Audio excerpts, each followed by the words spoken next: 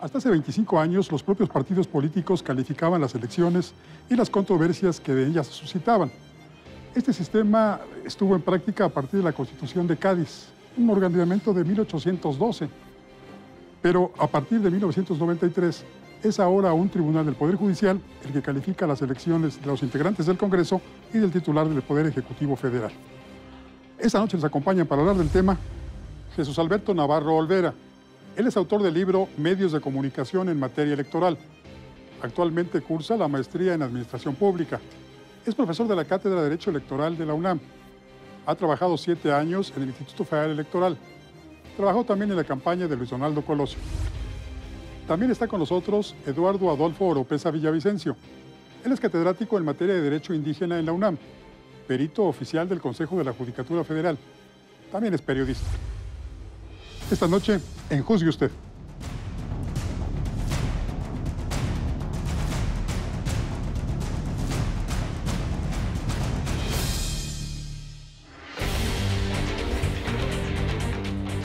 Conocimos los resultados preliminares de la elección que se llevó a cabo este domingo con una gran participación por parte de todos los mexicanos.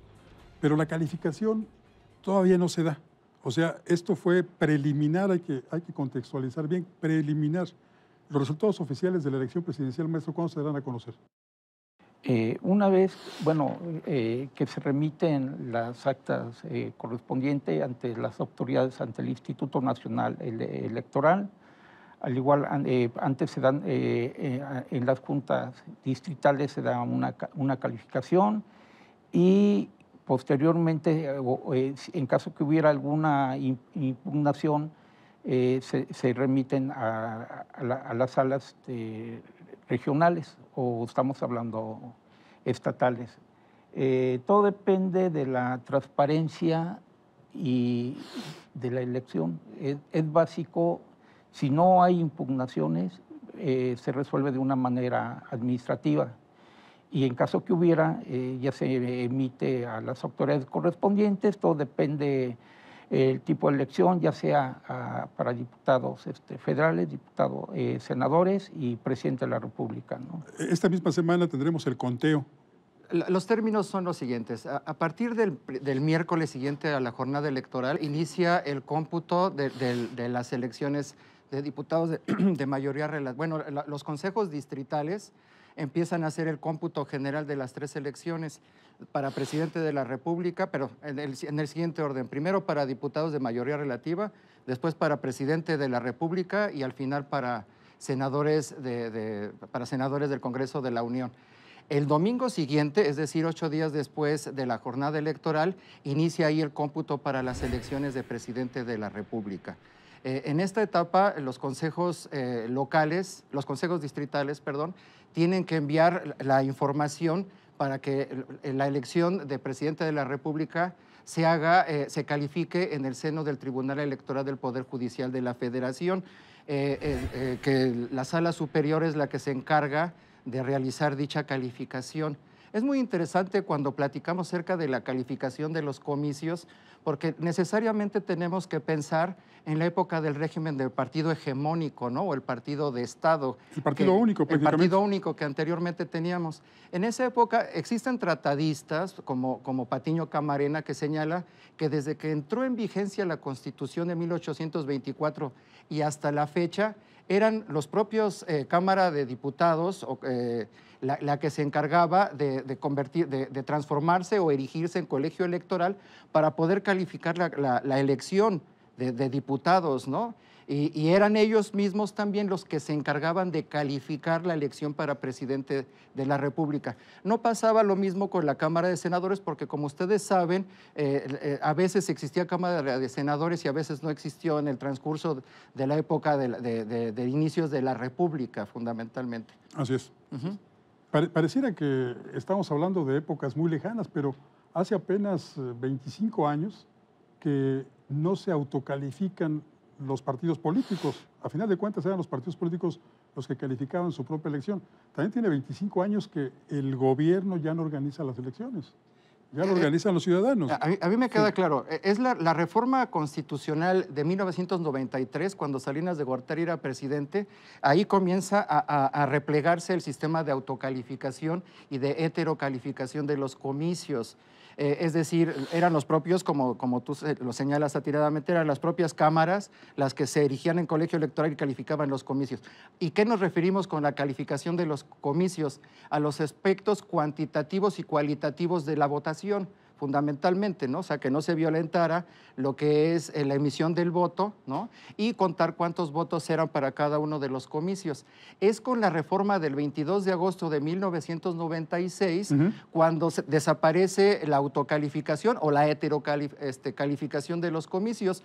¿Por qué? Porque el constituyente determina que sea el Tribunal Electoral del Poder Judicial de la Federación el encargado de calificar la elección para presidente. ¿Qué es esto de heterocalificación? Es que otro poder califique al otro poder, es decir, la Cámara de Diputados se erigía en colegio electoral y era la que se encargaba de calificar la elección para presidente de la República. Pareciera, le decía maestro López, Sí. que vivimos una etapa nueva, porque esto de la autocalificación proviene de la Constitución de Cádiz a inicios del siglo XIX. Bueno, estaríamos hablando, la Constitución data de 1812, pero hay que recordar que en la Constitución de Cádiz había juntas, llámese juntas distritales o parroquiales. Juntas de parroquia, claro. De parroquia, y ahí se llevaban a cabo las elecciones y posteriormente se elegían a los concejales en toda, estamos hablando en tiempo de la Nueva España, y era otro sistema, era un sistema de votación indirecta. Indirecta. Y completamente no era... Pero también era autocalificación, también era se Sí. autocalificaban. Pero ahí hay que tomar en cuenta dos condiciones fundamentales. Uno, el poder del monarca, ¿no? Con la Constitución de Cádiz, el poder del monarca, aunque ya se veían aspectos de federalismo y de una incipiente división de poderes, la figura del monarca, del rey, seguía siendo inminente y seguía siendo dominante ante el entorno político. Y lo mismo, si recordamos Santa Anna, Juárez, Porfirio Díaz, eran personajes con una capacidad política que vaya, ellos determinaban de una o de otra manera la composición de los congresos, ¿no? Cuando ya viene la etapa administrativa y jurisdiccional de la calificación de los comicios, ahí estamos pensando ya en una sana distribución y equilibrio de poderes, que sería la idea, ¿no? Pero bueno, habría que ver la participación del ayuntamiento, ¿no? El ayuntamiento era realmente quien organizaba las elecciones.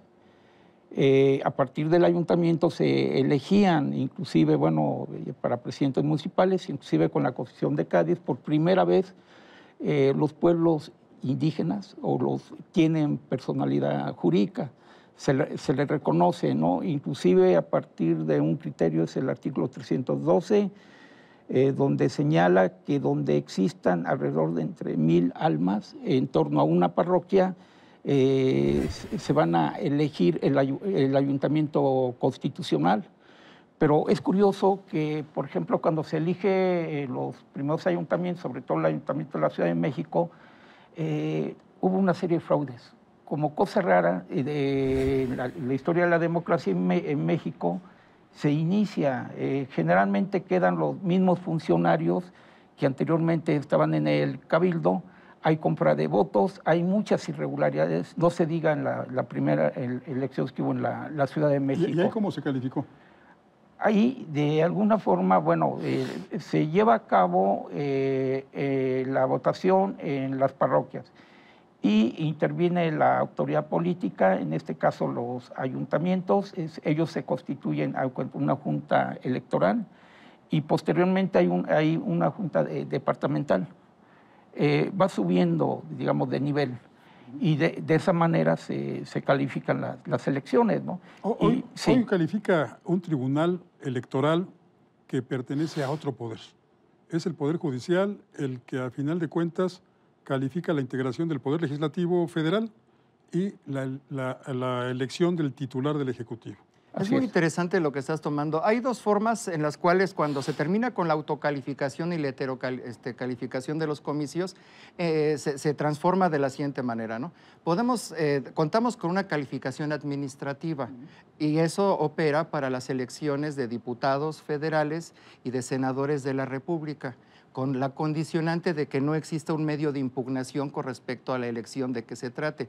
En ese momento, como se remiten los autos al Tribunal Electoral del Poder Judicial de la Federación, se transforma la forma de calificación de los comicios y se conoce como la calificación jurisdiccional, lo que tú estás señalando, es decir, que la máxima instancia jurisdiccional del país sea quien termine calificando los comicios, depurando la elección en el sentido de calidad del voto, etcétera, etcétera. Resolviendo las impugnaciones. Resolviendo las impugnaciones y haciendo los cómputos en el caso de presidente de la República y emitiendo ya la declaratoria de validez y la constancia de mayoría. ¿Podríamos decir, maestro Oropeza, que sí, el Tribunal Electoral limpia la elección? Para presidente de la República, básicamente, ¿no? Es un paquete que tiene muy grande, generalmente está integrado por 7 magistrados, un presidente y 6 magistrados. Sí. Imagínese el compromiso que tienen ante la nación calificar una elección. Y también, bueno, como usted lo señalaba desde un principio, las encuestas preliminares o los resultados preliminares, básicamente no debemos de confiar, sino esperar que salga la resolución definitiva por parte de las autoridades y que la dé a conocer el Instituto Nacional Electoral. Antes son puras conjeturas. Va a ser muy conflictivo inclusive calificar las elecciones, sobre todo cuando vemos que hay coaliciones. No se tiene la cultura, desgraciadamente se puede decir que la primera experiencia en México de que diversos partidos se unan y en un momento dado, cuando se cruzan una serie, en el momento de emitir el voto, de fórmulas o de partidos políticos, a veces se presta a confusiones. Pues sí, lamentablemente. Y lamentablemente, bueno, ahí tiene el caso que hay candidatos que están en la boleta electoral, sin embargo no existen. No existe. Entonces, como candidatos legalmente. Sí. Maestro, muchísimas gracias por su presencia esta noche. Sí, gracias. Licenciado, muchísimas gracias. Al Buenas contrario, noches. gracias por invitarme. Gracias. Durante casi 2 siglos, los diputados calificaban su propia elección y luego calificaban la del titular del Poder Ejecutivo Federal. Esto concluyó en 1993 con la promulgación de una nueva reforma política que le dio al Poder Judicial la facultad de calificar esas elecciones. De eso platicamos hoy con los expertos. Pero lo que nos interesa mucho es que juzgue usted. Soy Francisco Rodríguez, le agradezco su atención. Lo invito a que nos reencontremos aquí la próxima semana. Mientras tanto, le deseo, como siempre, buenas gracias y muchas noches.